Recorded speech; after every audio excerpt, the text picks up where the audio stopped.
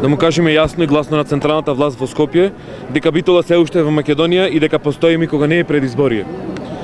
Време е да му покажеме дека Битола сака да живее. Сведоци сме како Битола во последните 27 години се го назадува, уништува и умира.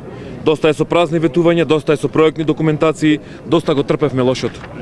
Како граѓански активист поучен од претходната власт, мислев дека со промената на власта битолчани нема да имаат потреба своите барања повеќе да ги бараат на улица. Сметав дека конечно некој ќе го слушни гласот и плачот на битолчани. Не можам да си поверувам дека еве сме повторно на улица само со едно барање, чист воздух за битолчани. И претходната и актуелната власт не превземаат никакви конкретни и ефикасни мерки за да го подобрат воздухот во Битола. Иако вчера Советот донесе едногласна одлука да побараме од владата субвенционирана цена на струјата за Битола, денес сме сведоци дека локалната власт се пишмани. Истата одлука која тие вчера ја гласа, денес ја нарекуваат политички маркетинг и лицемерие.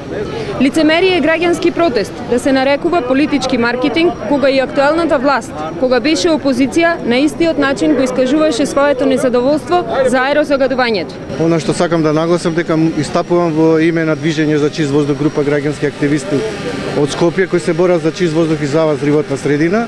Воедно како представник на првата детска амбасада во Светот Мегеши можам да кажам дека ќе ги поддржуваме сите граѓански иницијативи на поединци и здруженија кои се борат за чист воздух и здрава животна средина, особено кога фокусот им е децата. Тука сме за да го кренеме гласот и да кажеме дека не може веќе вака понатака.